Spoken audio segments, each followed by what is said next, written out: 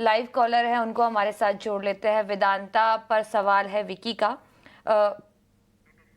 YouTube से ये सवाल है और वेदांता पर सवाल पूछा है।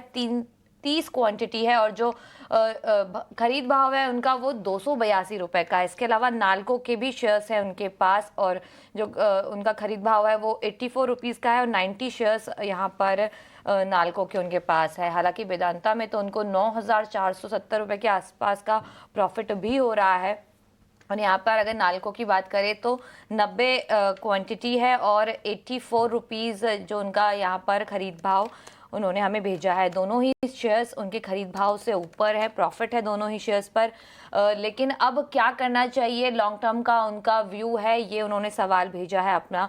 बताइए Rajesh ji, long term view से नाल्को और वेदांता दोनों ही शेयर्स पर क्या किया जाए? प्रॉफिट में बैठे हैं वो, लेकिन आगे का क्या टारगेट दिया जाए उनको? जी, पहले तो उनको कॉन्ग्रेचुलेट करना चाहूँगा कि काफ़ी अच्छे लेवल पे बाय किया है एंड कन्विक्शन के साथ होल्ड रखा है।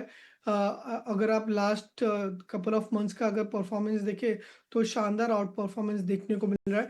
यहाँ पे हमारा जो व्यू है, एक्सपेक्ट करें लॉन्ग टर्म के हिसाब से फर्दर मूव देखने को मिल सकता है। मेटल इंडेक्स अगर आप ओवरऑल चार्ट देखें निफ्टी मेटल इंडेक्स का, तो एक स्ट्रॉन्ग ब्रेकआउट देखने को मिला है। एक अप ट्रेंड जो है एक्सटेंड होने वाला है, तो डेफिनेटली होल्ड रखना चाहिए। शॉर्ट टर्म में इन बिटवीन डिप आ सकता है, बट लॉन्ग टर्म के हिसाब से अगर ये 6 मंथ से 1 ईयर अगर होल्ड रखे तो मेटल एक ऐसा पैक है कि हम एक्सपेक्ट करें ये साल में आउट परफॉर्मेंस करता रहेगा। ये थी राय वेदांता को लेकर। पर अब चलते हैं अपनी अगली क्वेरी की तरफ। गिरीश्मा हमें लिख रही हैं गुवाहाटी से, असम से। उनके पास ग्रो के शेयर्स है, 75 शेयर्स है और उनका बाइंग प्राइस है 166। तो काफी हाई लेवल पे इन्होंने खरीदा है। राजेश जी, अगर हम अभी स्टॉक को देखें तो लगभग 155 के आसपास ट्रेड कर रहा है। लिस्टिंग प्राइस इसका 112 रुपए था। नया नया एंट्रेंट है अभी मार्केट्स में, सेकेंडरी मार्केट में। लेकिन गिरीश्मा की जो खरीद है वो काफी हाई प्राइस पे 166 रुपीज पर है और लगभग 900 रुपए का 850 रुपए का इन्हें लॉस अभी चल रहा है। बट लॉन्ग टर्म के लिए ये होल्ड करना चाहती हैं, तो क्या राय रहेगी? क्या लॉन्ग टर्म के लिए चार्ट स्ट्रक्चर जो है पॉजिटिव दिख रहा है? अभी कुछ समय की गिरावट के बाद क्या हमें अपसाइड देखने को मिल सकता है स्टॉक में?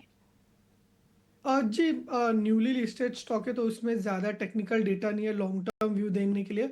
बट शॉर्ट टर्म के हिसाब से अगर आप देखें तो एक हायर बॉटम रिसेंटली बना है। तो कहीं ना कहीं 135 140 के जोन में जो है सपोर्ट है, तो उसे ध्यान में रख के होल्ड रखना चाहिए। स्टॉक वापस जब 170 के लेवल्स क्रॉस करता है, क्योंकि एक रेंज में ट्रेड कर रहा है जहाँ पे 170 रेजिस्टेंस एक्ट कर रहा है, तो जैसे ही 170 क्रॉस करता है तो अप ट्रेंड जो है कंटिन्यू हो सकता है। तो फिलहाल के लिए नीचे में 135 का लेवल 170 अगला टारगेट जो है, ये लेवल्स ध्यान में रखने हैं आपको ग्रो के लिए। ये थी राजेश जी की राय। बट अब समय एक छोटे से ब्रेक के लिए रुकने का। ब्रेक के दूसरी तरफ हम आंसर करेंगे आपकी सभी क्वेरी।